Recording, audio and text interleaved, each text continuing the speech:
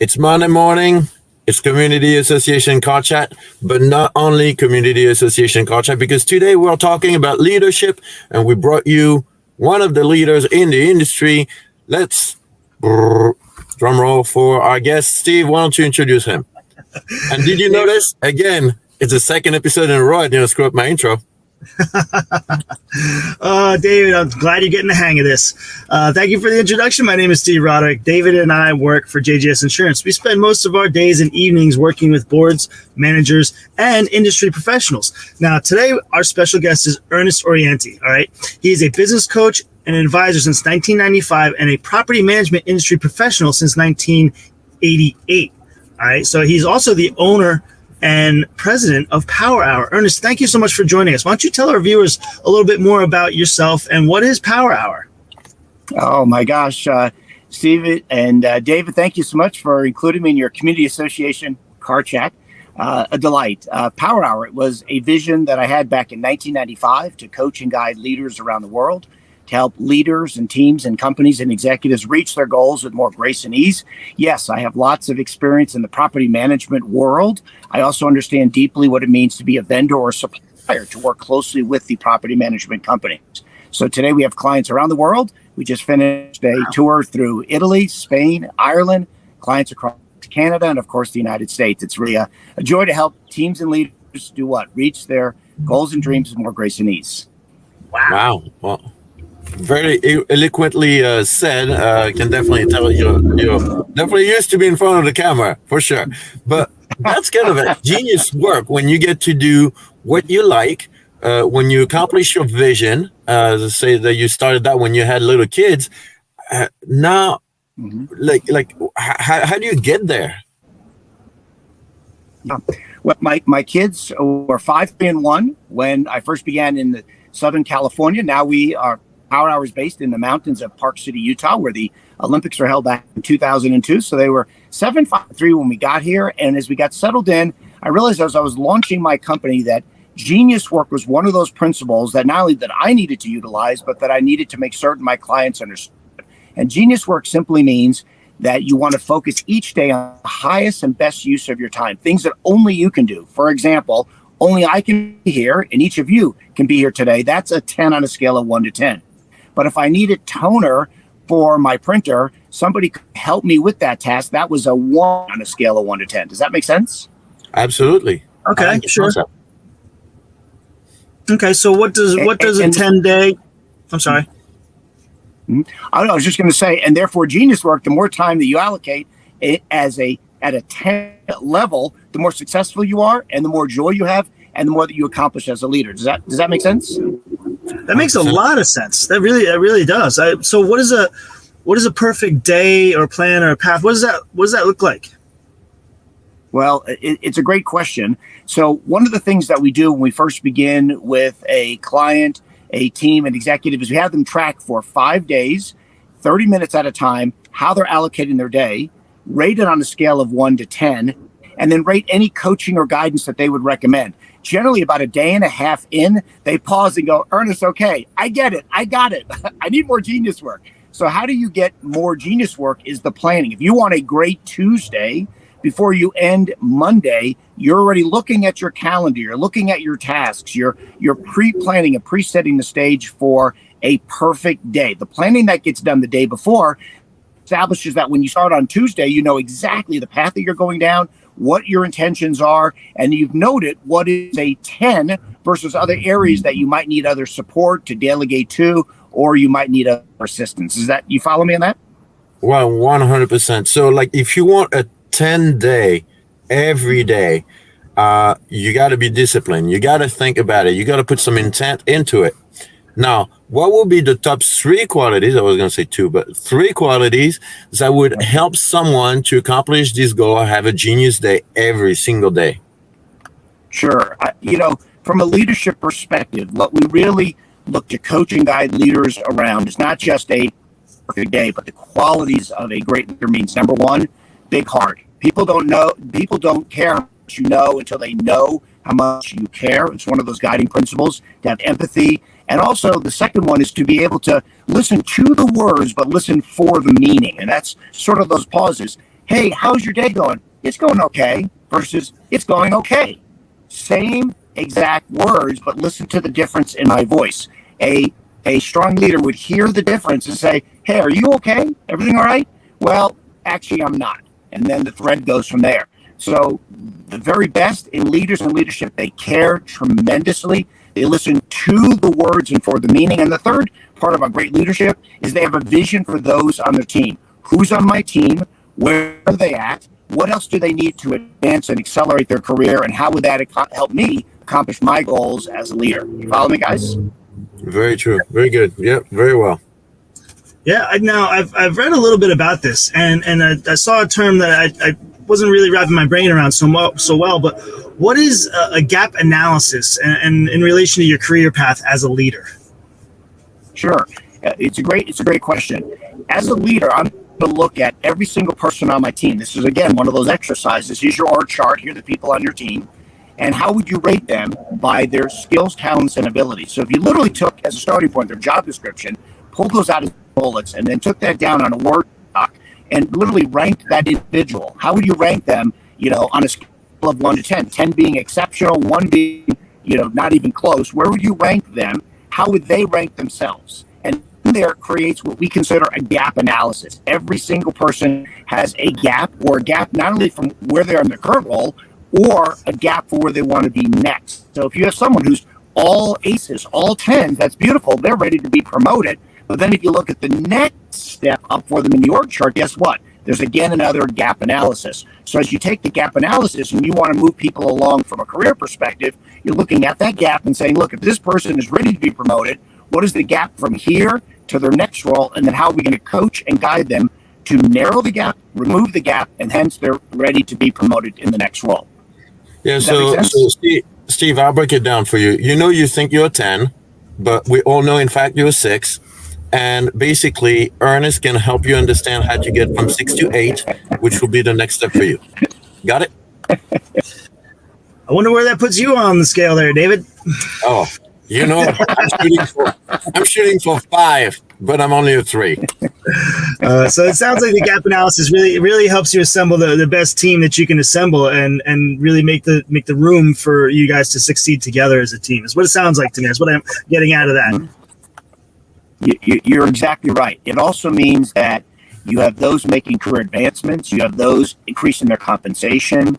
You increasing your team morale because people see that you're internally working with them, reaching their dreams and goals. You're also helping your team refer others into your company because you're a strong leader and a strong company, and there's a positive path. So it really helps with morale, team performance, and everyone's pulling together to win. And that's really the spirit of what a gap analysis is, and then career pathing those on the team. Fabulous. Got it. Now, how important is a leadership assessment for a company in our sector or in any sector for that matter? Perfect.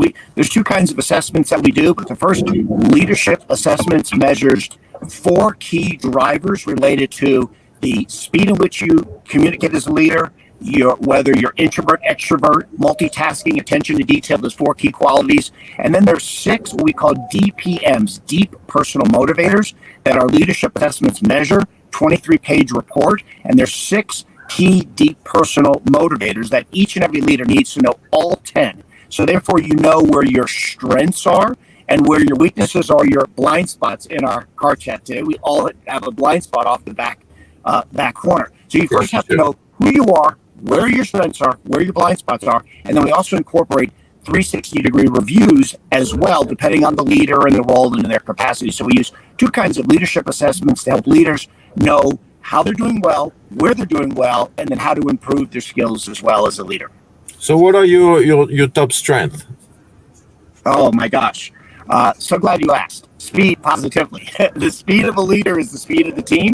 That's a strength. What's the weakness? If I don't regulate that, or I didn't have an awareness, I could ball right through others, go right through walls, and make all kinds of mistakes. That's not a win. So I know that. And of course, I love being people engaged. Where's the blind spot on that? Can be over trusting, right? Believe that everyone is doing their job if I don't go back and do what? Inspect what I expect. So every leader, every skill and every positive has a strength, but has a blind spot as well, just like in our card chat over my shoulder.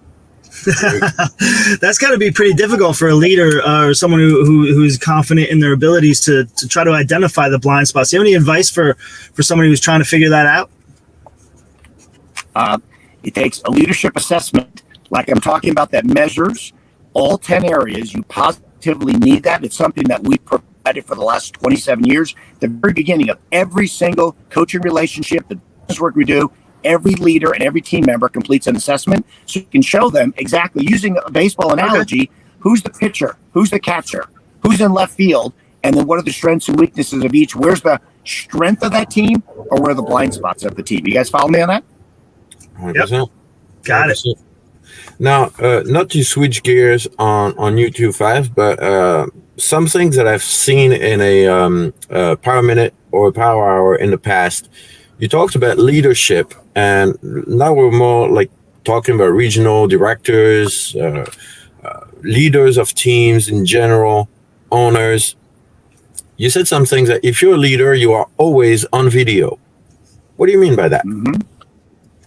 Wow, what an important principle. So what you're referencing is Power Minute. On LinkedIn, every single day I produce 60 seconds about leadership, sales, or marketing principles based on our coaching work with leaders around the team, around the world, and on teams, with more than 300,000 views this last year. So one of those principles is on video, which means as a leader, you're always on video. You're always on.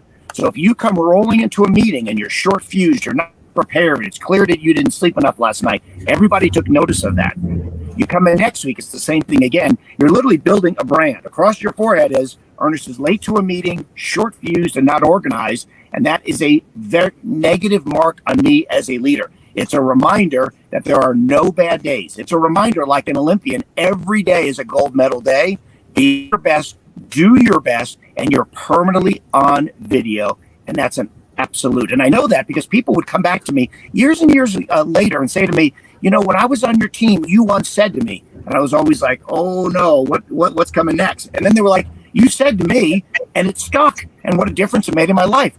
That was the realization that people were storing the smallest of sentence, the smallest of moments, and capturing that and playing it back to me years and years later. So it's one of our coaching principles that you are on video, no bad days. In fact, if the day's not going well, close your door. If it's not going well, go home, rather than be short fused, lose your cool, or whatever it might be that you would not be proud of a minute later, or a day later, or a month later. Does that make sense, guys? Yeah. Sure like does. It. Wow, I feel inspired this morning already, Steve. This week's going to be great. It's going to be great. I think you get the next question. Nope. Yep, you get the fun question. Oh boy. Actually, you know what? I might have some questions here, and there might even be a little bit of a theme to it, if I recall. Now, Ernest, you had mentioned earlier there was a lot of travel involved. I mean, you built a global network, and I think our viewers might want to know a little bit about your travels, if that's okay. You ready for some rapid fire questions? Really? Yeah, let's go. All right, just let's go. One or two answers, whatever pops into your brain. Just to give us a little bit of insight into your traveling. So, what's your least favorite airport? Madrid, where the person who rolls the bags down and looks at your X-ray is the same person checking your bag. Madrid, Spain. Oh, wow. Positive. Okay. What is the longest single leg flight you've ever had to endure? Just recently, Dallas to Doha. 14 hours. Just did that in December. Wow. Okay. What is the best airline to fly? Oh my gosh. Qatar. Yes. Oh, okay. All right. And the best food? It could be on a different airline, but what's the best food you've ever had? What airline? Oh gosh. I think the best, I think that's served in the lounge before you get on an airplane. My wife gets the upgrades for first class, and I give it to her. I tell her it's like a hospital room. They're always poking you and prodding you. Just leave me alone, put me in the back, and I sleep tarmac to tarmac. So the best food I have is on the lounge before I get on the plane. Got it. All right. Well, fair enough. Fair enough. What's the most exotic place you've ever visited? Oh, has to be absolute. My wonderful daughter married a young man from Karachi. So in Karachi, Pakistan, in December, the most exotic, extraordinary, and beautiful. Absolutely. Okay, okay. What area, region, or country has the worst drivers? The worst drivers. It would also be Karachi. Let's see. Oh, Okay. You're on the road with pedestrians, bicyclists, the donkeys, carts, and the cows. Positively. so All so right. so Ernest, it's followed very closely by New Jersey, right? Easy, easy, Exactly. Exit easy. 126. All right, only a couple more. Which country or region has the best weather all around?